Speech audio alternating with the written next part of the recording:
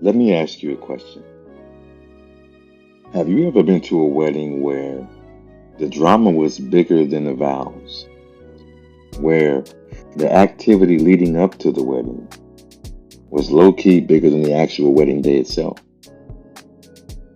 Well, if not, that would describe the best man in a nutshell. What's going on, y'all? Welcome back to the Cinematic Soul podcast, where we celebrate black films, the stories, the culture, and the impact. I'm your host, E, and today, oh man, today I got a treat for y'all. We are getting to talk about one of my favorite movies. This movie, The Best Man, I was young when it came out, but even as a youngin', I was about 8 years old. And I knew then that this movie was a movie that would stick with me for the rest of my life, even at the tender age of 8. When this came out, I knew that this would have an impact on not only my life, but the way I see the world, the friendships I'd like to have as I got older. Obviously, when you're a kid, they aren't exactly the same, and they won't be the way they were in this movie. Hopefully. Because if it was like that when you were a kid, then we got some other things to talk about. But I had those feelings and those ideas even back then. And that's what brings me to this movie. It was just from top to bottom some of the coldest, but also intriguing wedding drama in black film history. And again, with this one as well, it wasn't just about romance. It was about the friendships and the brotherhood, the things that may come in between that brotherhood. Can you fix it? Can you not? The ambition and kind of the secrets that make us rethink the whole guest list at the wedding. Those secrets that come up that you kind of forgot about. And you're like, wait a minute. Oh, I did that. Or wait a minute. Oh, he did that. So now we got issues. That was this movie. We got Harper, the messy best man with a secret too big for a hardcover book. Why is it in a book? That's another story for another day. Lance was the football star who had his own past, but he couldn't handle Mia's. That's a lot of y'all too. We'll get into that later. Jordan, played by Nia Long, was the career queen who might have been Harper's what if. Now that's not a might. She was absolutely Harper's what if, and they talk about that more in the future films and series that happen later on. Quentin was the agent of chaos, but also, in my opinion, looking at it now, I'd say he was the realest character out of the group. Murch was the nice guy who let Shelby run his whole life until he didn't. Shelby, the original bad and bougie queen before the term even existed, who you hated to love, but she was always around. That was Shelby. Then we got Mia, who was the quiet heart of the film, but at the same time, she held more power in this overall story than anybody realized at that time. That was Mia. Then we get to Robin, who was Harper's girlfriend, and she had to deal with all of his nonsense while also still trying to get her life together and figure out what she wants to do with her life and with her career. And after you get to the characters, we get one of the smoothest, most soulful soundtracks of the 90s, backing it all up. It was just a chef's kiss. Like from top to bottom, chef's kiss. But before we get into all of the mess and the music and the whys and the friendship, let's talk about how this movie got made and why it still means so much to this day.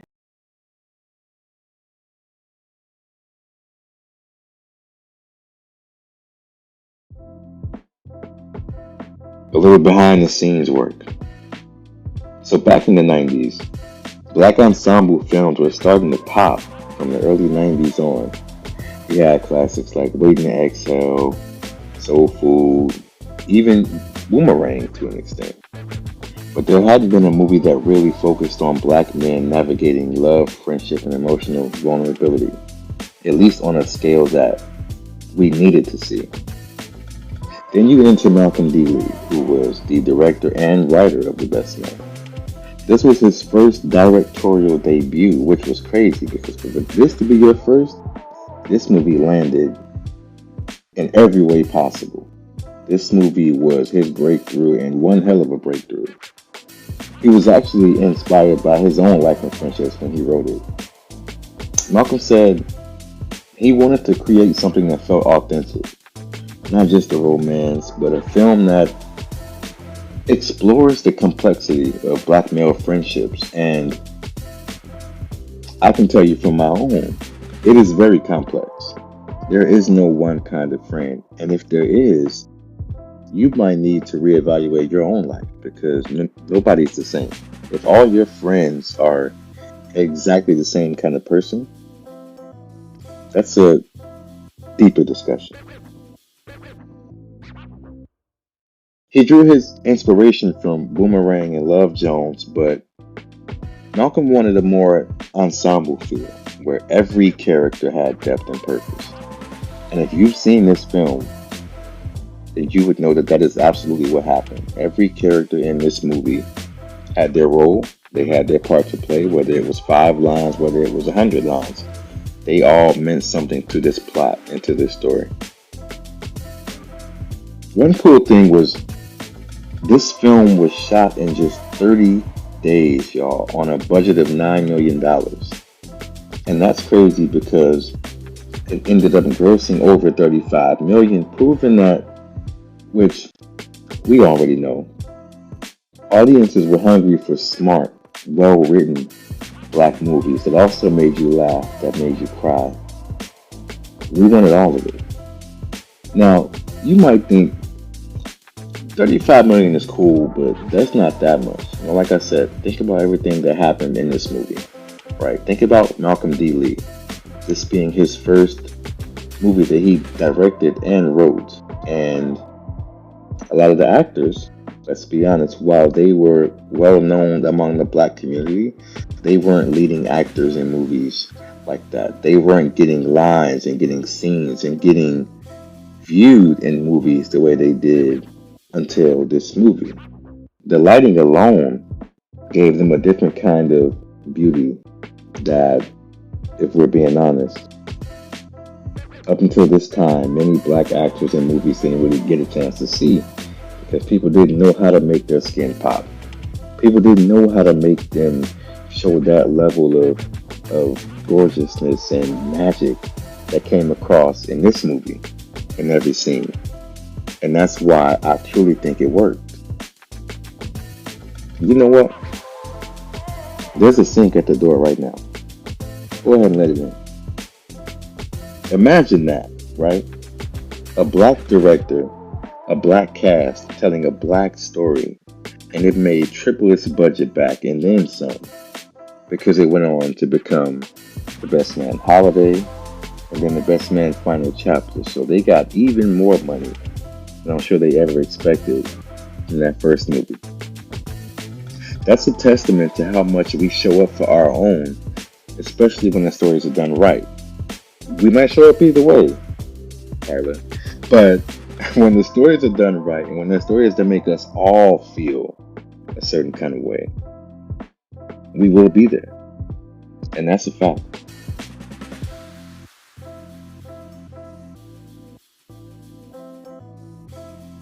Let's talk about the cast for a second. One of the biggest reasons this film works, in my opinion, is the cast. They were a very diverse, well-rounded group of characters. That's just something that makes a big difference to me. You can get a group of actors thrown together, and every single person brought something unique, something spectacular that made these characters feel real and feel like people who, whether you love or hate, you know in real life, you've lived with in real life. Tay Diggs, for example, was Harper Stewart, the leading man. Before The Best Man, Tay was known in theater circles for starring on Rent, which for me, I love Rent. Like, if you know me, Rent is an incredibly ridiculous story. But the songs and just the feeling of the movie, of the Broadway show, it just makes me feel good, man. So I love me some Rent. So I actually love everything that Tay did outside of the black movies, but he didn't really get his shine until he was in How Stella Got Her Groove Back as Winston, which we can talk about that later, and we can talk about the accent later. He was always a stage actor first, though, and he will let you know it. If you see him nowadays on TikTok, on Instagram, he is that stage dad who is also very black, but he's very different in a good way, eclectic, if you will. And it's funny because I see a lot of myself in Tay Diggs, and I hate it because sometimes I'm like, he's so corny. But at the same time, that is something I would absolutely do and do it the same exact way. So that's very funny to me. After The Best Man, he went on to star in Brown Sugar. Like I said, Stella came before, but this was the one that really put him on the map.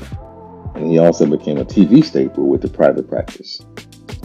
Then we got Morris Chestnut, who played Lance Sullivan. And at this point, we already knew Morris, but this movie put Morris in a different light. Most of us met him as Ricky! And Boys in the Hood. Oh man, that scene. Nope, nope, nope. But The Best Man, like I said, gave a chance to show a softer, more vulnerable side of him. He was a man who has faith, love, and football, and a lot of pride in there to deal with. After this movie, he became one of the go-to leading black men in film, starring the brothers who can play that game, and even some action movies. Right now, he's on Watson, which I will be starting tomorrow. So I'm excited to watch that show. Shout out to Morris. We have Nia Long, who played Jordan Armstrong, aka Kendall, one of the queens of 90s black cinema and television, period. I mean, by this point, she had already solidified herself. And the previously mentioned Love Jones, Soul Food. The Best Man was just another thing on her belt at that time, proving that she could play sexy, smart, and independent with ease. She also played Lisa on The Fresh Prince. So like I said, she was getting those checks in the 90s, and she continued after this film. Sanaa Lathan. Sanaa played Robin, and Sanaa was, for a long time, one of the women who I just knew I would come across in life. And if she'd have me, Sanaa would have been my wife. I love me some Sanaa Lathan, even as a kid. Like, every time she popped up on the screen, I would stop what I was doing and just like stare. No words needed to be said because my eyes were talking. I would just stare, and I knew she was the one. But it's funny because this film is a film that really helped put her on the map, because her career before this, she had work, but it was nothing of a big stature, like nothing that she could say, okay, that was mine, that was for me. This movie led into those things, this is how she got her big break. She got noticed in this film and was able to try out for 11 Basketball, which we all know is what really cemented her as the leading lady. And she also kept going with films like Brown Sugar, Cote Diggs, Disappearing Acts, Something New, countless others. So Sanaa really got in her bag after The Best Man, and she's still doing shows and movies to this day as well. Monica Calhoun played Mia. That character, Mia, was something like she. Monica was everywhere in the 90s as well, even back to Sister Act 2 in 93. So you can go from that to the Players Club, Ebony and the Players Club. She was booked and busy all through the 90s. But after a while, She stepped away from the spotlight of acting in the forefront to focus on raising her son, which I 1000% respect. That takes a lot. Some people can't do that. You know, you're at the height of your career, but you have a child who needs you more than any of this Hollywood BS. All that's cool, but family is everything, especially your own. So the fact that she kind of stepped away to raise her son, kudos to her. She came back for the Best Man holiday, and she gave one of the most emotional performances I've ever seen in black movie history. I'm not gonna talk about that scene right now, but I just watched it last week, and I had to hold back. I had to hold back some tears with that one. Regina Hall. Regina Hall played Candy, and it's funny because this was a very small role. A lot of people didn't know that that was her until they came out with The Best Man Holiday, and she was in it. But she played Candy, who was the college girl dancer, just getting some money on the side. And she had a heart of gold, and from here, she was just unstoppable. Like, this was her breakout role. A couple years later, she starred in Scary Movie as Brenda, and that's the movie that really like, okay, we were like, okay, she's funny too. She's funny, she's gorgeous, she can act, she can sing, she can dance, she can work that camera, and she just kept getting booked. She kept getting roles. Like, she got in movies opposite Kevin Hart. You know, she was in Girls Trip, Think Like a Man, and most recently in Honk for Jesus, which if you haven't seen it, go check out Honk for Jesus with her and Sterling K. Brown. That movie was phenomenal. They were acting their asses off in that. So go check out Honk for Jesus and see what she did in that. Then we get to Melissa DeSouza, who plays Shelby. And Shelby was that character who, like I said, you have a friend or two like that who you love to hate. They can be super annoying at times, but at the same time, they're a part of the crew. So you love them. You know, you might not invite them to every event, but they always show up, and you know their presence is coming, and you feel it every single time. Um, Before this role, she was in a few other things. She was in Rise. She was in the Wayans Bros. The Best Man, I feel like, gave her a signature role with Shelby. Speaking of Shelby, we get to Terrence Howard. And Terrence Howard played Quentin Spivey. Um, this movie put him on the map as well. Not Hustle and Flow. This was where we really got to know and love Terrence Howard because Q, like I said, Q was so iconic. People still quote his lines to this day, myself included. So like he's giving out life advice at the cookout. You know what I mean? Like Q was that guy who you don't know what he's gonna say. Like he can pop off at any moment. But sometimes, let's be honest, we need to hear it. We all need a friend like you. So while sometimes I was like, dog, chill out, I get it. It was necessary. Now, if you look at where this cast went after Best Man, it's clear that this movie was an absolute career launcher. These weren't just actors, they were black performers shaping the industry and proving that our stories had weight, breaking the stereotypes along the way as well. Because we all know the stereotypes are out there and they love to put us in them. But not with this movie. Now we can get to Harper Stewart in that messy ass book. Like, why would you?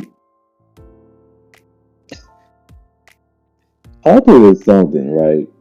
I want to talk about what he said to Jordan when he came over to her place to have a little nighttime rendezvous, which is also crazy because he had a girlfriend who was coming to the wedding the next day. You came to Jordan's house to sleep with her, and you were upset because you and Lance got into a fight. Not a fight. Lance kicked Harper's ass so bad and almost threw him from the building of this hotel. Like, this hotel the top floor. He got him up there, about to toss him over the banister, man. But Harper had the nerve to go to Jordan and tell her, no, no, no, no. You've done enough. You've done enough. See, you don't seem to understand. They would have been in marital bliss by the time the book was supposed to have come out. But thanks to you, Miss, I want an exclusive. I got my ass whooped. I almost got thrown from a fucking building. So thank you, Jordan. Thank you. And what the is that smell? Like how you gonna get mad at her because she wanted an exclusive for your book that was gonna come out either way, whether it came out in February or November, the book was still coming out, Harper. And you, I can't even. I'm like processing it again, and the fact that he really put all of this into the book, the nerve of this Negro for still not taking accountability. Like nobody told you to put that in there. Like nobody told you to think about your little college stories and your escapades and the things you did. And not only did you tell the stories, but you barely changed the characters' names or the things they did. So if these people are really your friends, why do you think they wouldn't be able to tell that this character is based around them? Even Shelby knew that the character in the book was supposed to be her. So if Shelby can tell, why do you think Lance wouldn't be able to tell? Why do you think Jordan wouldn't be able to tell? Or maybe for a second you just weren't thinking. Or maybe your ego is so big that you didn't care because you knew you had a hit. And you did. But that hit is the reason your ass got hit upside the head. So sometimes you got to be humble and think smart for a second. And while we're talking about thinking smart and being humbled, we get to the spades game, which is one of my favorite scenes. And Quentin was out there stirring the pot like a damn bartender. Like Quentin was, you know how many single honeys be at this wedding? It's about to be a whole oasis in that baby. like Terrence Howard played this role. He pretty much played Terrence Howard, if we being honest. But he played it so well that you just still loved it, and the scenes he was in was so engaging. You just couldn't stop watching it. But sometimes he did take it too far, like I said, like in this scene. It's supposed to be focused on playing cards, and he's just like, nah, let me talk about something that we don't need to talk about. What if Mia stepped out on land? She'd be well within her right. Now, would she have been? Sure, because we all know Lance was ripping and running, taking down twins and all kinds of crazy stuff while he was with her. You know what I'm saying? But at the same time, as his homie, you should know what ticks him off and you should know what not to say in that moment. And also, why would you want to say that in that moment? Like Lance snatched Quentin up so quick, I thought he was about to baptize that man. Like that, he pulled him up in probably zero point 0.5 seconds. Every time, like, oh, whoa, whoa, because it was so fast. And the look in his eyes, like the intensity, and Q just sitting there still smiling. Like, he's still smiling, causing all kinds of trouble. He's just sitting there with the cards in his hand. And Harper was on the other side with those, boy, he pushed those glasses up about 5 times in that scene because Harper was nervous. Because I think at that point, it was starting to settle in, right? If he would snatch Q up for even mentioning that she might step out or might have stepped out, then what's he going to do to you when he finds out that she did indeed step out, but with you? You better start praying right now, my brother, because that man is crazy. And from that moment on, Harper was fighting for his life before that wedding to get that book back, but if you know, you know. He was not successful. Well, now, one of my favorite segments with this is the visual storytelling, and the cinematic language of movies. The Best Man was sensational in that aspect. The cinematography, the lighting, and how this movie visually made me feel, how it made us feel, you know? Right from the jump, The Best Man doesn't just tell a story, it invites us into a world of romance, of success, of friendship, and nostalgia through some very intentional visual choices. You get to the lighting and the mood. One of the first things you notice about The Best Man is its warm and inviting lighting. How the light pops off those brown skin tones, those dark skin tones, those caramel skin tones. The way the soft golds and browns wrap around the characters in the wedding scene, top notch. It creates a feeling of intimacy, a feeling of tradition. Even in moments of tension, the lighting is rarely harsh and it's more about contrast, sharing how these friendships and relationships have layers and lights of shadow. Like, for example, that scene where Lance was finally reading the book and the light turned from a yellowish blue to a deep red, and the intensity of the music just like became heavy, and you knew that was a very intense, a very deep and personal moment. Let's talk about the love scenes for a second too, particularly the intimate scene with Harper and Robin when they were in the bathroom in the tub with the flowers and the lights and the candles. That's a visual that I will never forget because it was very intentional with the use of the dim and glowing light. That always makes everything feel romantic, but also deeply personal. Like we're peeking into that couple's life, and it makes you want to keep listening and keep watching with your eyes, your ears, and your mind. The earth tones and the city vibes. This played heavily with the rich earthy colors. They had the rich earthy colors on lock, like even from the clothes, like from the clothes to the backgrounds to the walls. The colors were very intentional. They had the deep brown, the macaroon, the warm ambers, and the gold. It was a lot of gold in this as well, which gold on black skin, it just pops, man. It just pops. The wardrobe was full of timeless tones that matched the mood of each scene, like the men in the sleek suits, and then the women had warm, natural tones as well that complemented the soft lighting. Then we get to the interiors, whether it's the wedding venues or the bar, the apartment, the outdoors where they were just taking a walk.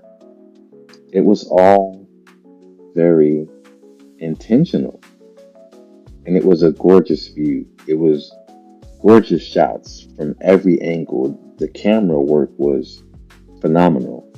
And it was reinforcing that black professional excellence that this film represents, that makes this film different. So let's talk about how Malcolm D. Lee and the cinematographer framed the story. I've been watching clips about what he wanted to do and how he thinks it came across. And like I said, Malcolm had a plan for how he wanted this to be framed and be viewed. There were a lot of wide shots in this movie, especially when the boys come together. The wide shots so you can get not only every character in the frame, but get every little like foot tap they make or shoulder gesture or uh, turn of the cheek. Like you could see everything in those wide shots, and I love that aspect. But when things get personal, that camera slowly pushes in, creating an intimate close up that makes us feel like we're right there in the conversation, like we're right there in that scene. For example, think about, like I said, when Lance was piecing together the truth about Harper. It started out as a full view of the bathroom, right? You could see the shower curtains, you could see the sink, you could see his shoes, the rug on the floor. But as he kept going further and further and further in the book, and the story was forming in his head, That camera reeled and it got closer and closer and closer to his face. And that's the kind of intention that makes me say, ooh, that's it right there. Because you know it's about to go down. The same with the spade scene, where the camera was like a fly on the wall. It was like slowly zooming in here and there, and when Quentin stirred the pot, the camera angle like kept shifting around in like a circular motion. It was like a slow circular motion. It was panning back and forth from character to character to character. Just, just, just great work, man. Just great work. And also, they used the city as a character in this movie. Now, the best man, the opening scene where Harper was outside in the cabin and goes into the brownstone, that was filmed in Chicago. But the film used a lot of different locations, which is funny. They filmed some scenes in Jersey City, Hoboken, Newburgh, Montclair. Like, they filmed it all over that Jersey area to give it a different kind of New York vibe, not just the typical over glamorization, of the Wall Streets and the Times Square, because that would just be duh. Like, we've seen that. Can you show me a different side of the city? Can you show me a different side of these neighborhoods? And that's what this film did. They were very particular but familiar choices, while also different. They made us feel comfortable. They were happening in a place that just made you feel like black professionals could thrive and did thrive. From the streets to the brownstones, the upscale lofts and wedding venues, they just gave us a world where success, love, and drama were all intersected. And that mattered to me because this film could have been shot in any generic wedding setting. We get that a lot, right? We get a little generic, this is over here, that's over there. And it's like one shot, it's one camera angle of the whole thing. But instead, this was framed like we were stepping into that world. We were stepping into their world and seeing it through each and every character's eyes, through each and every character's lens. Is how we got to view this movie. The warm lighting and color choices on that brown skin, I can't say it enough. It just made me feel like I was part of the friend group and I was a part of the friendships and the conflicts because it invited me in. Now, we got to talk about this soundtrack because The Best Man didn't just give us an iconic black movie, it gave us some of the smoothest, most emotional, and soulful R&B tracks of the late 90s in one soundtrack. I mean, first up, hell, I don't even think we have to mention because you should already know. As by Stevie Wonder. I mean, come on now. That goes without saying. If that don't make you want to give somebody a forehead kiss while dancing in college, I don't know what will. You know what I mean? If you don't feel something deep in your soul when Stevie starts floating over those keys, and I just need you to go ahead and reevaluate your whole life. Because something's off. Then we got Baby Beyonce. Baby Beyonce at just 18 years old, before she was the queen, teaming up with Mark Nelson for After All Is Said and Done. There you are. Like, it's just so beautiful, man. That song just might make a brother shed a thug tear or two, and I don't care who knows. You probably do the same thing. You telling me you wanted your feelings hearing Beyonce pre-Dangerously in Love be? Just getting started. Destiny Child be. And she already had the vocals to ruin your whole day in the best way possible. Then you got What You Want by The Roots and Eric Benet's Beautiful Girl. Just smooth, effortless 90s vibes. Black love in song format. Like, just beautiful all around. You throw this soundtrack on in any situation and suddenly you might get some cool points from this person or that person. And then Turn Your Lights Down Low from Bob Marley and Lauryn Hill. Listen, Bob and Lauryn did what needed to be done on that song. Yeah. I know Bob was, already long gone by that point, but that don't matter. The fact that they put that song together and then Lauryn jumped on and made it even better. Just that make you want to tap your foot slow, sip some wine, and just take a deep breath and say, oh yeah. And to end it, they ended it with The Best Man I Can Be. Listen, RL, Tyrese, Case, and Genuine, they got in the studio and they act like the rent was 7 days past due. I mean, every single one of them were fighting for their life. The runs, the belting out each other, like the harmonies. It was like they were trying to out-sing each other on every step of the song. But at the same time, it was just a banger, man. It was a banger. By the end of the song, I felt like I went through the trenches with them, because they got you singing your heart out from 0.0 seconds to 5 minutes later. And I may or may not sing every single part of that song by myself. And are you judging me? Don't judge me. Let me live my best life. And with that, it goes without saying that Candy by Cameo. If I do it, I know you do it. Every time I hear that song, if I don't start the electric slide myself, in my head, you better believe I'm 5, 6, 7, 8. Boom, boom, boom, boom. I'm sliding. Like I'm sliding, we're sliding, the whole family's sliding. I am who I am. And that soundtrack is what it is. Grade A, straight 10. Fire. As we wrap up this episode, I just want to say thank you. Truly. Thank you all for the love and support so far with the Cinematic Soul. I just started this podcast and y'all have been showing me so much love.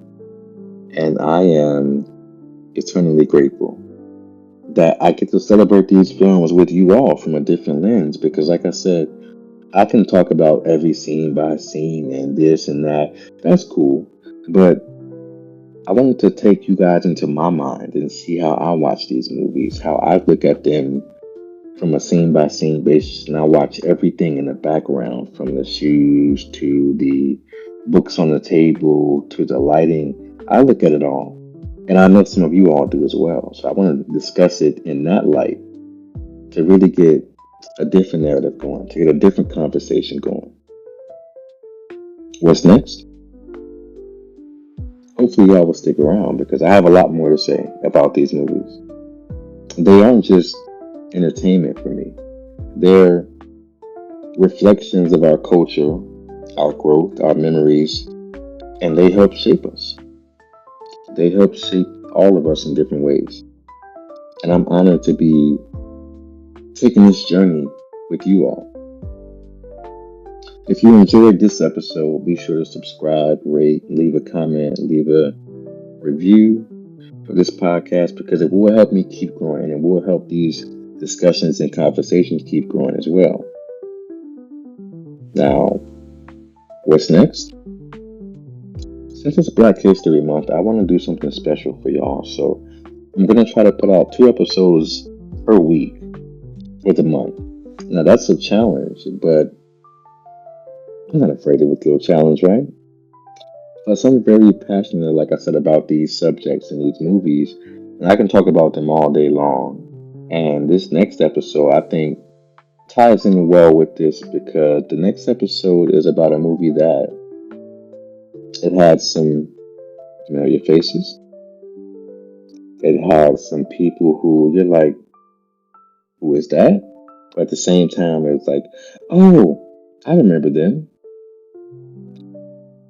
The next movie that we will be discussing is Boomerang. And I am so excited to talk about Boomerang from my lens because we all know the iconic scenes, but I want to put a spin on it, put my touch on it. And I think y'all will love it.